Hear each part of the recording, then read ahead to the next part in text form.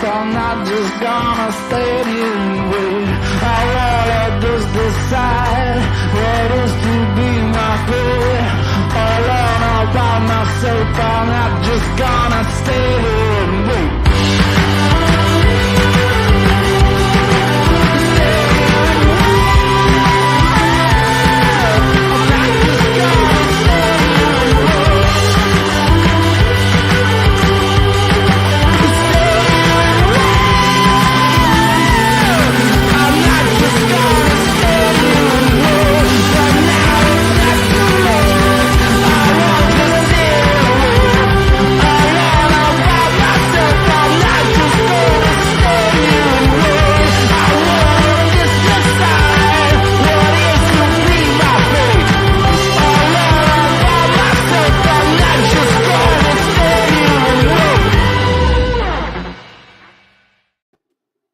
Good afternoon, everybody, and welcome to Verbo'S last watch party. How you doing, Verbo?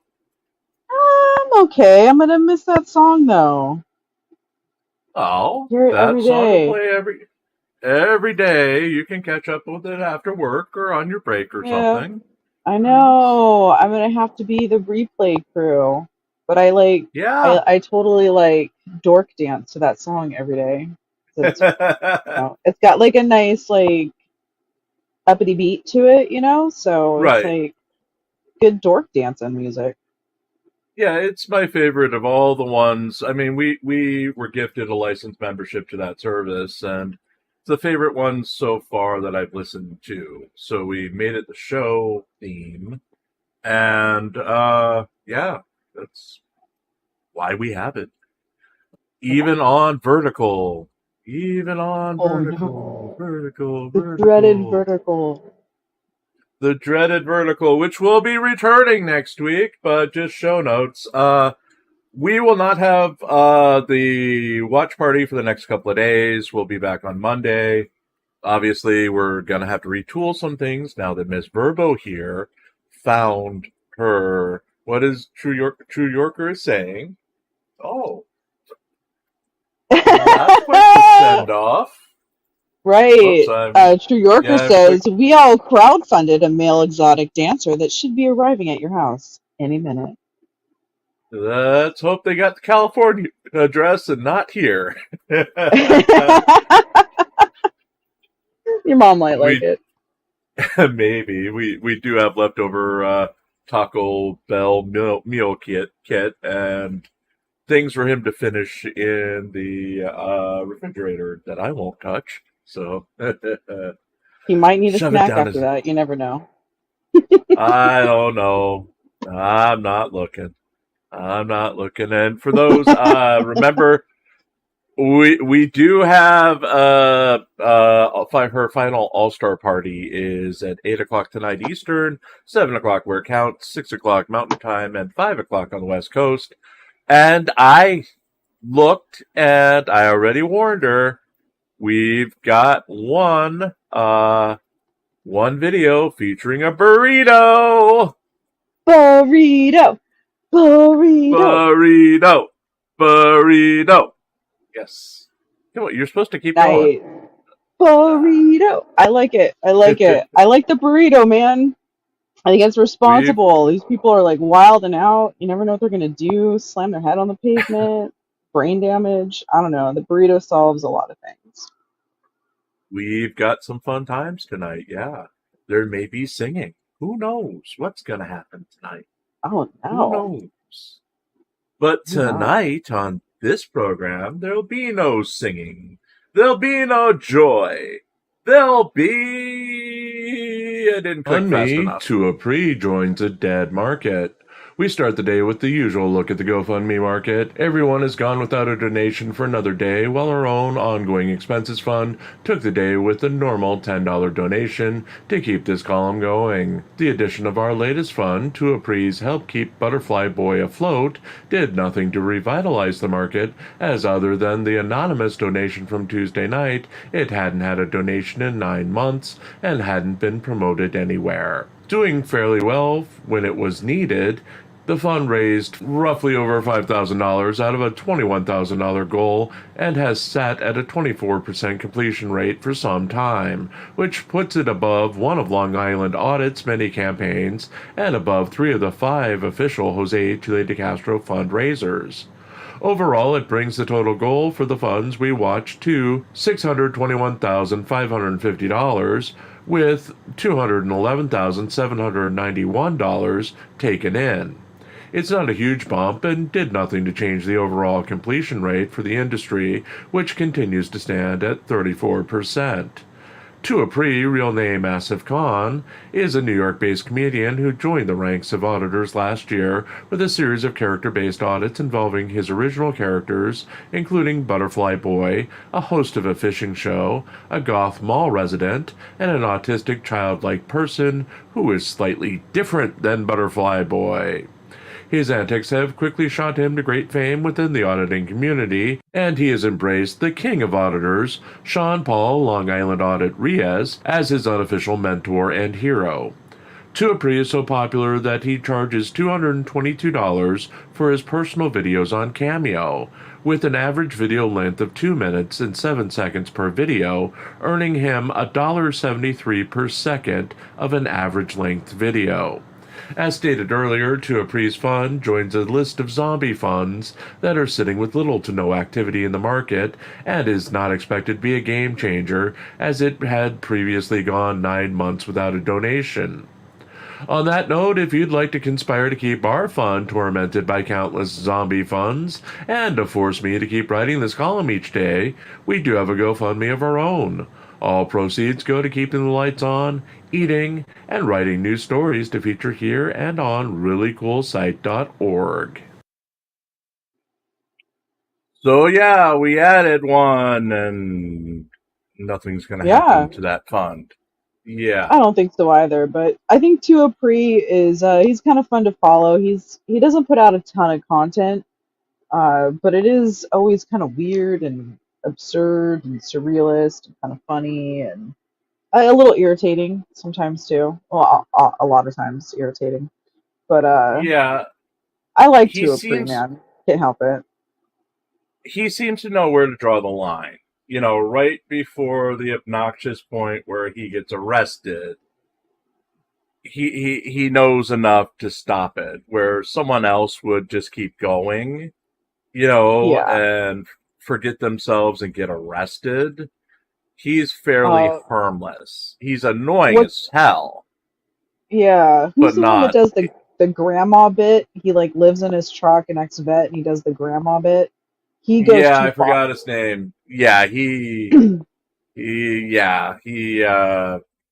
we followed him a couple times over the summer. Yeah. Or and spring. He's not funny. He's not funny. No. The humor's not there. It's just offensive. Tuapri brings a weirdness. I mean, he's also seemingly probably high as well sometimes. So like, yeah, I can't really tell what's the bit, what's going on there chemically. But I like when he does the government worker, and he just has the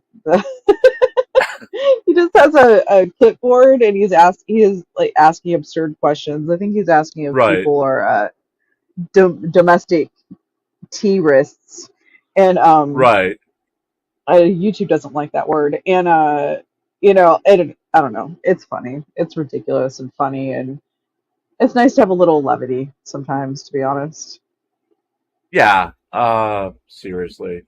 He's not as much of a pain in the ass as a lot of them are. And I do love that he makes a point to go out of his way to say Long Island Audits is the #1 auditor in the world.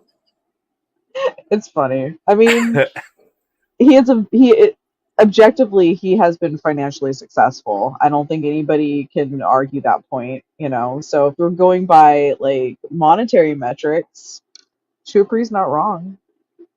He's making $222 for a 2 minute 7 second cameo video. So that's $1.27 a second. Yeah, he's making money. Yeah, it's pretty good.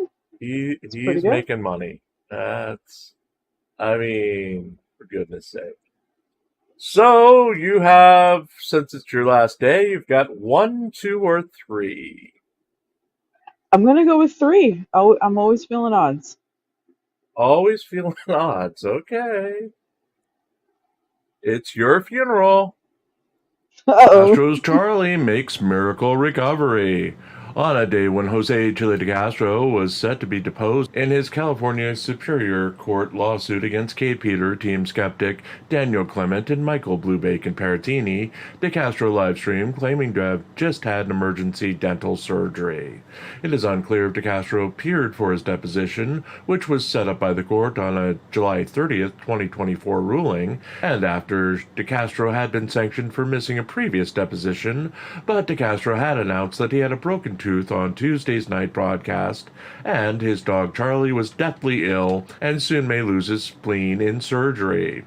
Wednesday's broadcast showcased de Castro speaking slowly, to the point where 2x speed playback on YouTube was needed to bring him to his normal voice tone, coughing and drooling on camera as he dealt with the after effects of oral surgery. He claimed he would be in the same condition for a week and apologized for his voice sounding below par. De Castro spent the night pitching his 5A cop card product, which he had previously declared as a loss leader, filling up his storage shelves with thousands of excess cards as he was unable to move them. In his new pitch, the 5A cop card, if used retroactively through time, was pitched at protecting you from the intrusive police questioning when you invoke your First Amendment rights as a journalist and your Fifth Amendment rights to remain silent in such situations as creeping around a public facility, driving 102 miles per hour in a 55 miles per hour zone because you were running out of gas, and when your temporary tag came up with a warrant in the police systems. De Castro played corresponding videos featuring all 3 situations during his pitch for the product, promising massive deals to anyone who wanted 10 or more 5A cop cards, and strangely, losing focus and saying that he gives out more cop cards than are purchased, and that he'd provide anyone with a card if they could not afford one. Towards the end of the broadcast, de Castro was thanking his fans for their generous super chats when he announced that Charlie the dog was doing fine and was making a miraculous recovery after being treated through medication for the problem with his pancreas. The YouTuber, who had previously claimed that Charlie was deathly ill with a spleen issue, now insisted that Charlie would not need surgery on his pancreas, and he was responding to medication and was expected to make a full recovery. De Castro also announced that he was no longer personally shipping products from his website, despite previous claims that he would personally ship everything, and that those with shipping issues should contact his DLZ Clips email address. The YouTuber, despite dental issues and a no longer dying animal, is expected to stream again tonight. So yeah, he got dental surgery yesterday. And I listened to some of it. You're right. He was lispy and slurry and drooly and slow, and clearly it seemed dentally. literally, I was looking at 2x speed because he was still too slow. Going, Yeah, oh wait, yeah. I thought I was on fast, and it's like because it sounded like his normal voice on 2x Normal. speed. Yeah. Yeah, It really did, because yeah, I can't do chili real time. There's a few people I can't do real time. It just I get very frustrated, so I gotta watch right, it after the fact and put them on 175, 200%, somewhere in there, yeah, just to kind of make it okay for my brain. I'm surprised that overnight a medication made that much of a difference. I didn't yeah, usually stuff doesn't work that way. and somehow it went from his spleen, because Chili was swearing it was his spleen, to his pancreas.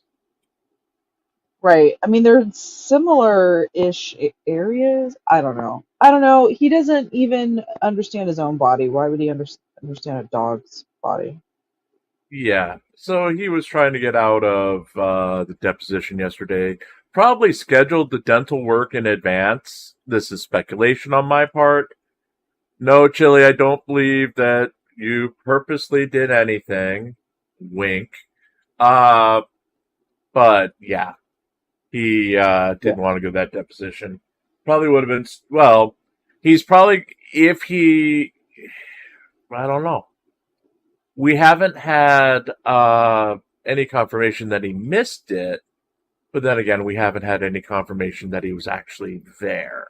There. So that's going to be a yeah, wait. No one knows. Yeah. It's going to be a wait and see because nobody's talking. Yep.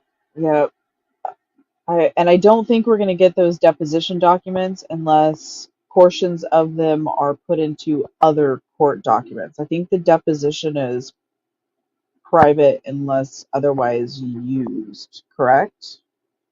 It depends. I believe it can be released at the end of the actual trial unless they move to seal it. So right. So that's an action. An action specifically needs to be taken to release it, and we'd know about that because it'd be an emotion. Right. And the trial's not even set for till February of next year, so it's going to be a while before we see anything from it, unless he leaks it himself, which you never know with. Who knows? With Chili Boy. Chili, I'll give you this tip again. Take your cop cards, package them in groups of 1, 2, 3, 5, and 10 in the envelopes with the postage on them and your return address already on them. So all you have to do is just put the person's address on the envelope and then put it in the mailbox. It's really low effort to fulfill the orders if you do it that way. Well, now remember, he no longer is handling his own shipping. Despite making a big deal of that before going to jail, he no longer does his own shipping. Okay, sure. Yeah. Does Matt DeCastro do the shipping then? I think it's Cece. I think one of the two fake, one of the two imaginary. I mean, one of the two cousins does it for him. So, Chili, tell your cousin to prepackage them that way. Sort them out into like different bins. So all you have to do is just grab one out of a bin, put an address on it, put it in the mailbox. Super low effort to fill your customers' orders at that point. Because I keep seeing these comments come through like, hey buddy, can you send my whatever merchandise? I haven't got it yet. So it seems like that's an ongoing customer service problem for you. Yeah, seriously. Yeah. So your choice is 1 or 2. 1 or 2. 1. It's your funeral. That's all I'm saying. Bacon responds to DeCastro objections. The attorney for YouTube alien enthusiast Michael Blue Bacon Paratini filed his response on Tuesday to Jose Chili DeCastro's objections to his previous motion for summary judgment in the ongoing lawsuit of DeCastro versus Kate Peter, Team Skeptic, Daniel Clement, and Paratini. In the 3 filings on Tuesday, Paratini's attorney, R. Paul Katrinek, reminds DeCastro that the burden of proof is on DeCastro to prove his allegations that Paratini defamed him in a YouTube video aired on Paratini's YouTube channel, not on Paratini to prove himself innocent of the charges. To do so, DeCastro must prove that Paratini made statements that he knew were false and that he acted with malice. DeCastro is currently objecting to the fact that Paratini brought up his criminal history, which DeCastro claims does not exist, and previously using the nope defense as his reasoning that Paratini's statements were untrue. As the authoritarian figure in his world, DeCastro has maintained his right to declare certain accusations as untrue based on his unquestioned devotion to his truth. The nope defense is essentially characterized as DeCastro saying nope to wave off any accusation against him, as he is the single arbiter of the truth in his world. DeCastro's previous objections, despite a clear criminal history of charges against him, used the nope defense to declare all criminal charges listed against him as untruths, as he claimed they did not happen. Paratini's attorney pointing out that despite DeCastro's claims, he bizarrely admitted at least one of the criminal activities happened, using a fake ID, later in the same motion. He also acknowledged the multiple restraining orders taken against him, though again, he used the nope defense to declare each case was without merit. Also of note was DeCastro's strange sidesteps into comments Paratini made in jest during the submitted video. Paratini's lawyer writing, plaintiff goes a bit off topic in his brief on the criminal records, addressing Paratini's statements that plaintiff's brain had been turned to glue, or that plaintiff was a scammer or a crook. As explained in the reply, no one actually believes that an examination of the plaintiff's brain would reveal Elmer's glue. Thus, the statement is non-actionable hyperbole. He also addressed the opinion that someone is a crook or scammer in that brief, so we will not belabor the point here. These are simply hyperbole or protected opinion, as noted in the cases we cited. Even improperly taking a shot at these statements again, plaintiff does not cite any case which would have interpreted those statements as fact, as opposed to non-actionable opinion or hyperbole. De Castro is set to sit for a deposition in the lawsuit on Wednesday. It is unclear if he did so as of press time. The hearing on the motion for summary judgment is scheduled for August 30th, 2024. So there you go. Chile was supposed to do this deposition was supposed to be in relation to that hearing for next week. Right. So kind of hard to have that hearing next week if Chile doesn't show up for the deposition. Right, which one of Chile's tactics is delay and cost you more money, which I think unfortunately is actually going to cost Chile more money because he keeps getting sanctioned. Yeah, he got sanctioned again. I mean, I don't know if they would take you broke a tooth and your dog is dying and then the dog gets miraculously healed again, as an excuse to skip a deposition. I mean, medical stuff is typically excused, right? Like you get like not a free reschedule, but everybody's miffed about it, but it's not unreasonable to reschedule for medical stuff, but you usually know about those medical things beforehand, unless it's like an accident and you've been in some sort of accident. No one's upset it needs to be rescheduled. You know what I mean? Chile So apparently rebroke the tooth like on Sunday. So this would have been a choice and not a, if it was an emergency, he would have handled it Sunday, Monday, Tuesday. right. I just don't see it conveniently happening on the only time they could get me in was Wednesday. Well, then why didn't you wait till Thursday? Well, I couldn't be on camera with a broken tooth. Well, he can't. Like that's the thing. Like that's just aesthetics. It's not like his face was broken. Yeah, you know what I mean? Like that's just aesthetics. Up until the repair last week, he had been appearing with a broken tooth on camera. So maybe these were worse. I don't know, but the fact of the matter is, you don't need your teeth to be on camera. Like that's not a requirement. It's very much a want, like a huge want. I'm from freaking Southern California. I'm a little bit vain. Like teeth are a big deal to me. You know what I mean? Like I get it, but like that's not a basic requirement for it. And I don't know if the court would be, if the court would care. Like your dog. Like that sucks. That's unfortunate, but go board it at the vet for a day. Like there's a solution for that. A very appropriate solution for that. The dog can get some fluids, make sure, if anything awful happens, they're already in the right place. Like there's solutions for all these things, and his convenience is not really one of the things that are in consideration for what the outcome should be. Right. Also, honestly, if grandma was dying, maybe. If mom was dying, dad was dying, but dog dying, I don't see it. Right, that's what I'm saying. Like, I think boarding at the vet for the day is, would be the move, and especially like a parent, and a close but extended family member. Well, I guess those would be his family because he never was married. So, his mother being a close family member, limited time. I think she lives out of state. There's travel She involved. lives, she lives. I think she's still living in Alaska. The one Alaska. sister is living. The one sister's living in the Las Vegas area. Another relative is living somewhere outside of Seattle, because that's when the uncle died last year or the year before. So Right.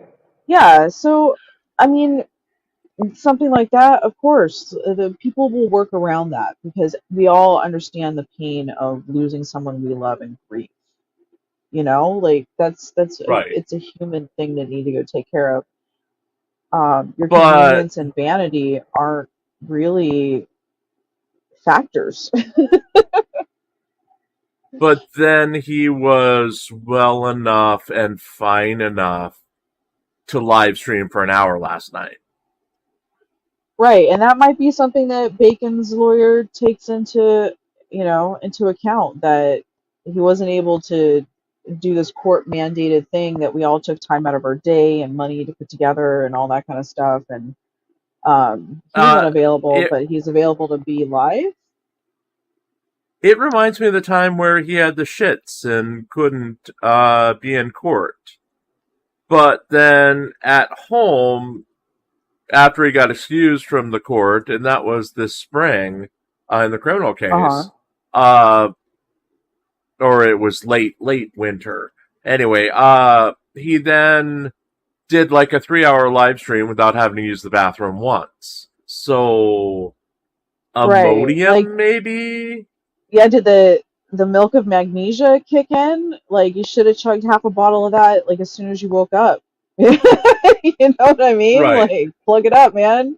Put on a diaper. Like, other people have to do stuff like this in their daily life anyway to make it function. Like, you being inconvenienced and not being able to hit your level of vanity is not a Right. factor in any of this.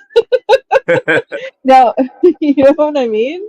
There's medicine if you're Right. barfing. There's medicine for all kinds of things that all of us take, not all of us, but many of us take on many days of our lives just to be able to function as a person. I bet people in the chat, there's people all over the internet, Oh, YouTube, God, people yeah. we take our blood pressure medicine. I take nausea medicine almost every freaking day, man. Like Well, the cancer stuff, the things that give cancer people. That's what I take to just maintain as a human. I knew a guy back in the day. Well, number one, he was terrified of women, but number two, he took Imodium anytime we'd go out on the town, in case he got lucky, so he wouldn't have to he wouldn't have to poop after getting lucky. I don't know if he's a sociopath or a genius, but there's thought pattern behind it. We'll give it that. yeah, that was Ron. Ron was a special case. He would literally, we'd go to horror conventions and we'd go to wrestling conventions, and it was I'm getting the vibes. Sort of worse back in the late 90s because everything was still extreme. And at the conventions, you'd see a lot of scantily clad women.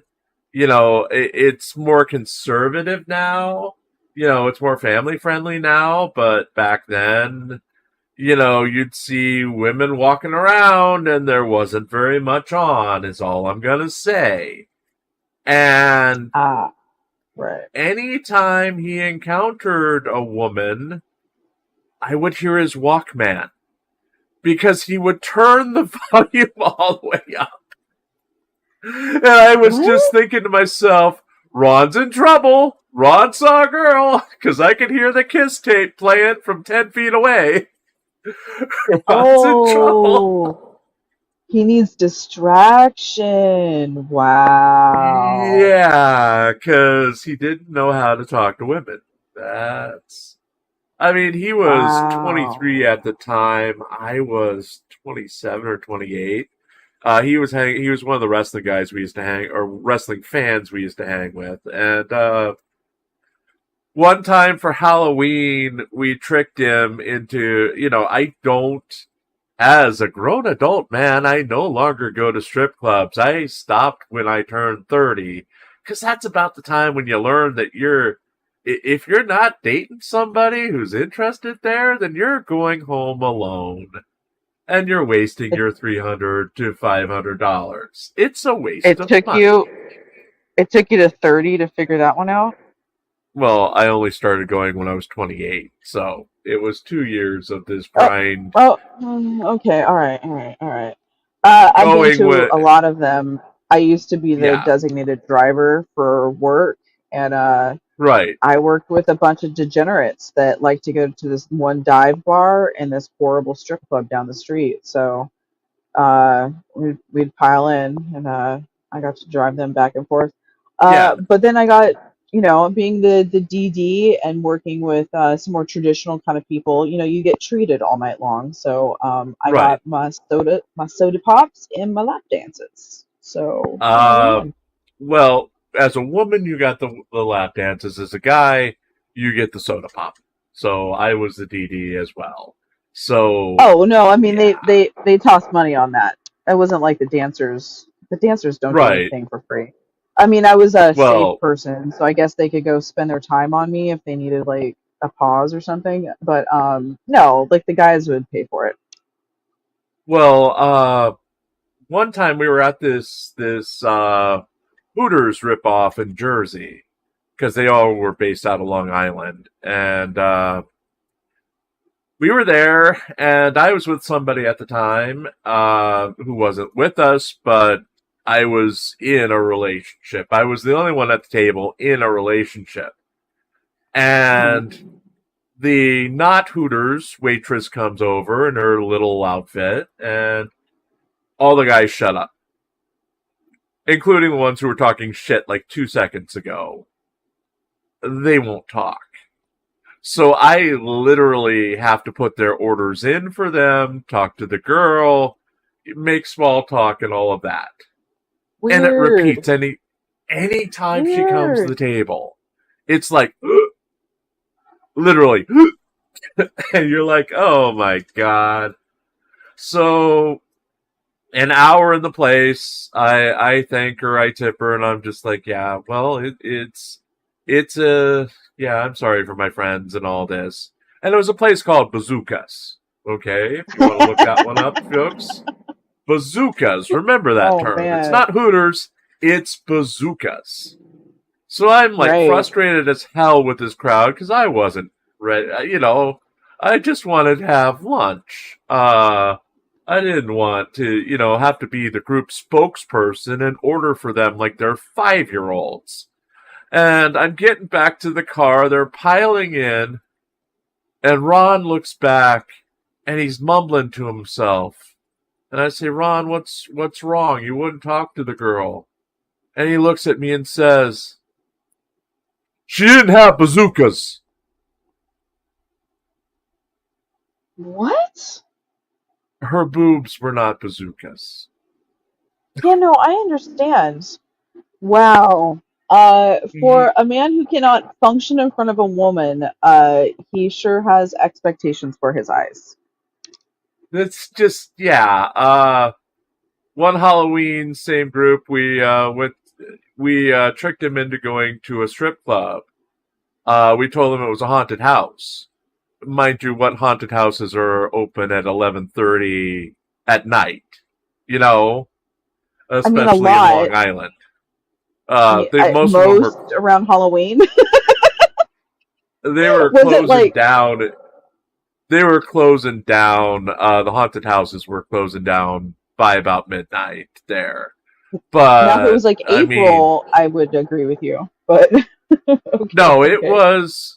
We went by. They were letting out. We kept going. He's like looking, and he's like, "There's a haunted house there. Why aren't we stopping? There's a haunted house there. Why aren't we stopping?"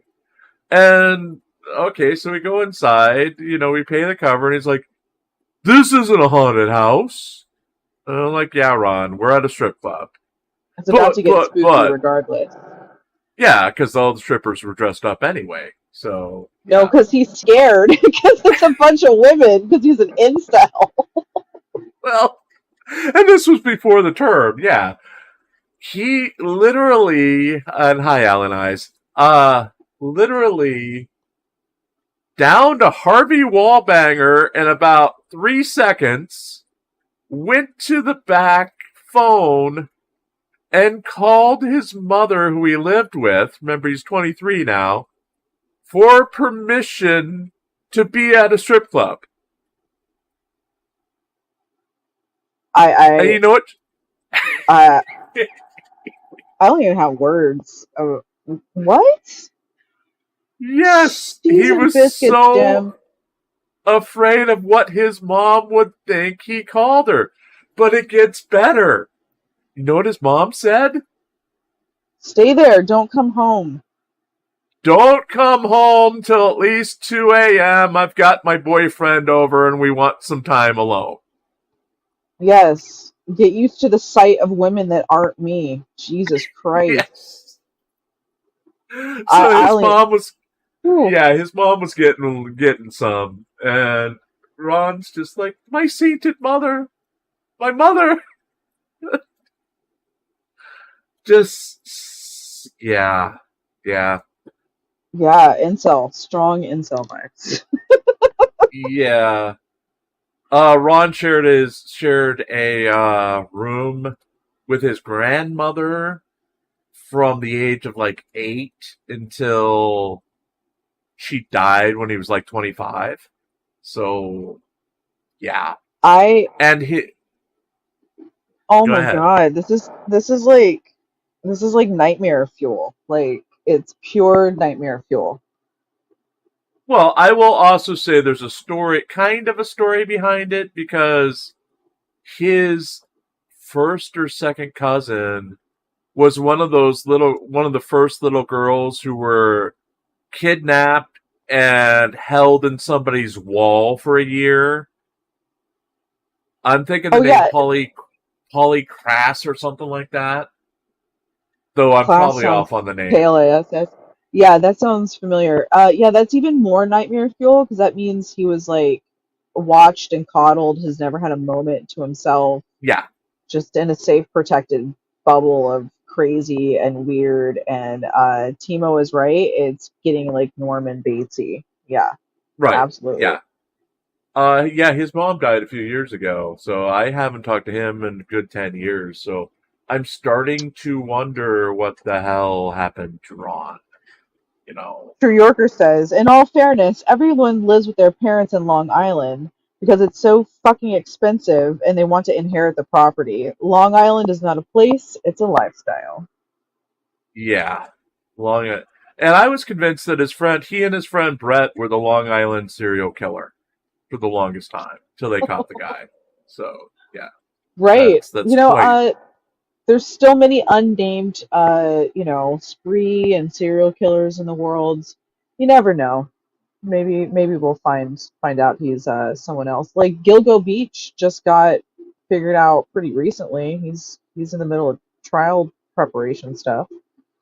He's killed a bunch of them, a ton. All I remember is, and I think True Yorker and I talked about this a long time ago. All I remember was that one dumping ground was on the way to my friend's house. You would have to drive by it on the highway. So right. It was somewhere near Jones Beach that I knew where that place was. So, and I hadn't been to Long Island in years. So, yeah, Joel Rifkin, who's another prolific Long Island serial killer. I don't know, was that one of your friends? Was Joel into wrestling? No, I did know a Joel Rifkin. I did know a Rifkin somewhere, but not a Joel Rifkin. Not at least not Long Island. May have been one of the Philadelphia guys.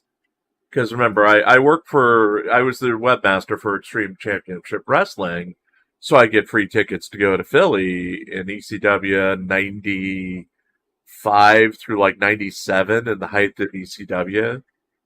Mm-hmm. Now that was a crowd. As I remember that Philly crowd? One more. Oh, the Philly crowd was. Oh my God. Yeah. Philadelphia is its own thing, man. Philadelphia, yeah. I remember a friend of mine, she went to Philadelphia and actually got in a fight with the store owner because she was stupid enough to ask for mayo on her cheesesteak. Yeah, that's lady, right. the lady threw her out. It was like, get the hell out of my store. Who the hell? Lord. Sadly, we do have one last story to fit in here. All right. Okay, you ready? Because it's one or one. Which one are we picking? One. Yeah, Okay. one. It's your fault, but for those who have been waiting, we have a pants appearance in this one. So, just stick with it. Regan Benson ends homeless outreach. Activist and YouTuber Regan Benson changed the name of her YouTube channel to 5280 Outreach Wednesday night, along with a new note in the About section of the channel indicating that she was rebranding. Warning! This channel contains R-rated language and is not always appropriate for children. If you can't handle that, this channel content is not for you. My channel is currently in a rebranding process. For those of you that know me and my non-profit work, that chapter has officially ended. You'll find a variety of historical interactions on this channel that pertain to homelessness in Denver and the metro area. You'll see how cruel and inhumane Denver city government, Denver PD, and the Denver FD have treated this marginalized community. You'll see stories of how intent Denver city government is at trying to jail me and shut down my vocal stance in preserving people's rights to simply survive while living homeless. Government sucks. It destroys everything it touches. It seldom does anything right except violate people's rights on the daily, force taxation and incarceration for victimless crimes while victimizing victims repeatedly. Justice. Contact Community Forums for us at gmail.com. Benson had previously run the Helping Hands for Dignity Coalition nonprofit group. According to the IRS tax-exempt organization search, the coalition received tax-exempt status in 2020. The publicly available tax return for 2020 shows $8,788 in contributions and grants to $5,656 in expenses, and $3,466 in assets. The primary expenditure for the organization is listed as food, though no further description is given for that expenditure. Benson is listed as the sole employee of the organization and is shown as working 40 hours a week for the organization in 2020, taking no pay for her services. The coalition filed no tax return or e-postcard for 2021, but filed e-postcards for 2022 and 2023. Nonprofit organizations are allowed to file e-postcards instead of tax returns if they bring in less than $50,000 per year in gross receipts. Benson has come under fire recently for her handling of her homeless outreach work, refusing to work with other groups, and personally banning homeless people from receiving her services if they disagree with her anti-government philosophies. The YouTuber most recently made headlines as she was ejected from the Englewood, Colorado City Council meeting on Monday for disruption. She apparently violated both the local ordinance and a state law by standing and clapping during a public feedback session after being warned that she was disrupting the meeting. 5280 Outreach may indicate a pairing with the Movement 5280 nonprofit organization that has taken residence in Englewood. The group is based out of a former church in Englewood and claims that their focus is on providing a family of support for at-risk unhoused youth and young adults. The increasing presence of the group in a residential area of Englewood has drawn protests from residents complaining of open public drug use by those using the group's facilities, increased violence and crime in the area, and lowering of property values. Benson herself has spoken in favor of the group at Englewood City Council meetings in the past. Regan Benson does not reside in Inglewood, Colorado, but has taken a role of unofficial Overwatch specialist in the recent past, focusing on bringing reforms to police and emergency services in the city. The former activist is apparently actively purging her channel of produced videos, with the vast majority of her videos from the past 2 years being removed from public view overnight. So, yeah, she's rebranding or something. Yeah. It was some question as to whether or not you can do a 501c3 without a board. You can. I was looking that up because that's what I keep hearing, because I think that's the most common way to do it. There was some other ways to approach uh, like structure and how things run on the inside, but sole proprietorship of a 501c3 is totally a thing. I didn't think it was, but it absolutely is. No, we're not going to run the risk because she's always threatened to sue anyone who distributes her taxes related to the 501c3. We did, however, if you go to the website, reallycoolsite.org, there in the article, we do provide the link so you can look up yourself her 501c3 and see the tax return for yourself. It's publicly available. There is no problem with having it. It's a public record. But she has threatened many people with lawsuits in the past for even thinking of going against her finances. And the finances show essentially she didn't make a lot of money off of the thing. She still had remaining assets on it, but who knows what she did in the 3 years, or 4 years actually past then, because all she does is file the card saying she didn't make $50,000. Right, and with no oversight, there's no, AP and AR. Where's the balance there? Who knows?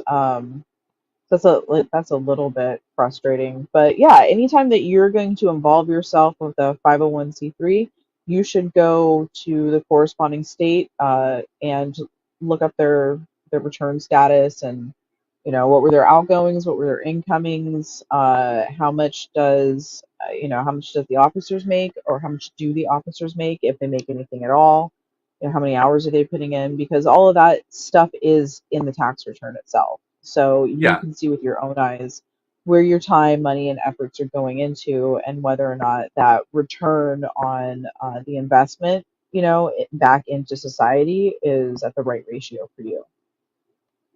And, we saw from her tax return that she was claiming to work 40 hours a week. She didn't take salary. The main expenses they had, or expenditure, was on just generic food. So I'm assuming it's food to feed the homeless. It doesn't say. But well, because it does split the column between overall expenditures and then like internal administrative expenditures, and the food doesn't carry over into administrative, so it's not meals for her. Yeah, because that there's a separate line. Yeah, there's a separate line for meals. So by just elimination, presumably it's food for the homeless. She had just like normal expenses, like some sort of insurance and some sort of subscription, which is probably like YouTube Premium or StreamYard or something like that, which is totally normal, expected. There wasn't anything totally crazy. There was a loss of $443 or $433, something like that, depreciation loss. So I don't know.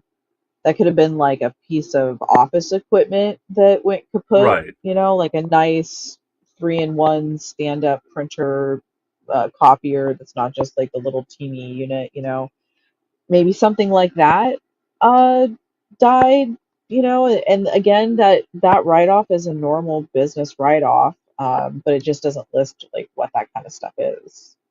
Right. You looked it over pretty thoroughly, and nothing was really like going straight to her pocket or anything not untoward. obviously.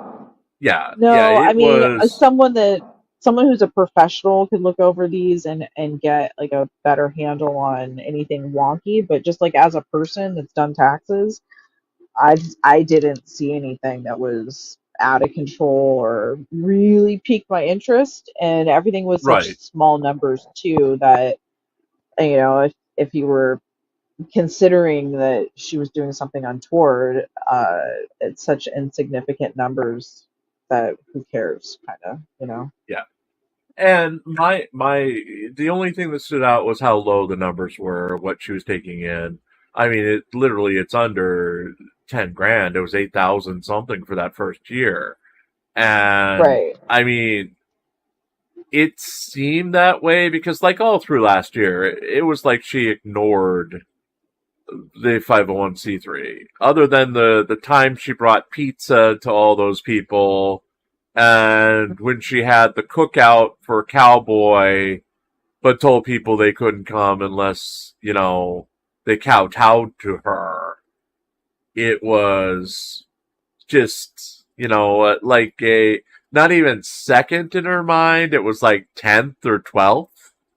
So. Yeah, I don't know. I guess that's maybe how, because there was a distinction between food and meals. Maybe the pizza counts as meals, and like the barbecue would count as food because like that's Well, ingredients. the pizza, she had bought 20 Little Caesars pizzas and distributed them at a homeless camp. Right. Yeah, no, I remember that. I just remember in Yeah. the taxes, food and meals is distinctly separated. So maybe it's between like Right. restaurant, like grocery store kind of purchases. And at the same time, what was she giving away? She was giving away little gummy fruit candies with no nutritional value. Yeah, I mean, if I remember right, it was like some sort of like hostess Debbie cake kind of thing sometimes, like some sort of fruit or chews, fruit chews and fruit water. roll-ups, the cheapest one she could get with little to no nutritional value. Right. It seemed like it was all like Dollar Tree, dollar store kind of foods, but also she would give out Dollar Tree, dollar store gift certificates for Gift like five cards, bucks, yeah. $10, Yeah. 15. I'm not really sure. It was a small denomination, but it was enough to get like a few food items from that store.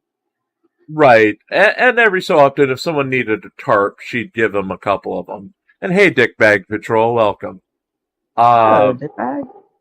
Yeah, I remember the woman who wholly hugged her. The crazy one. They got kind of scary there for a second. Yeah, but was said she had the power to exorcise demons out of people with just a hug. And the last thing she does before they part is, "Can I hug you, Reagan?"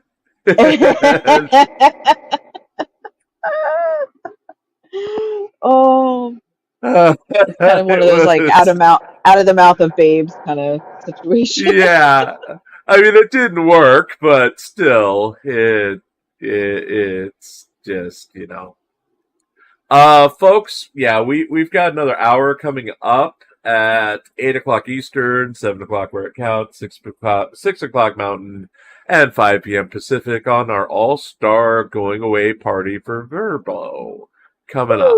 So this isn't the end of Verbo right now, but in a few minutes we'll start up the party.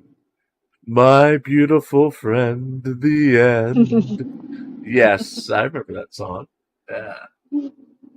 I remember that song.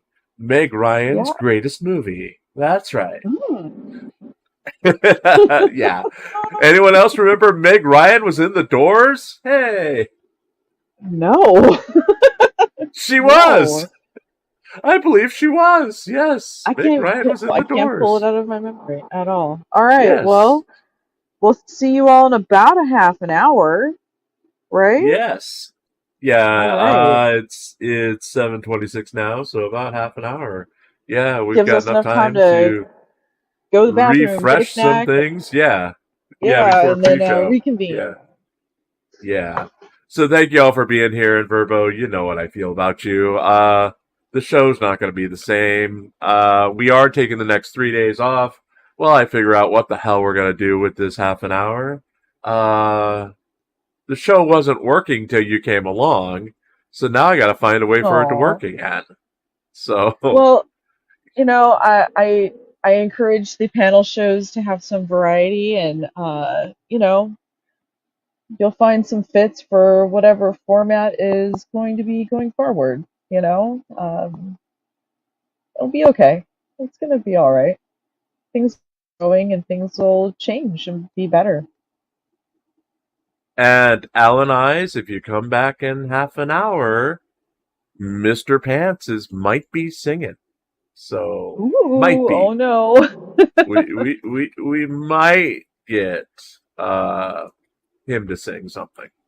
So if that's not either a threat or a promise, I don't know what is. Oh no.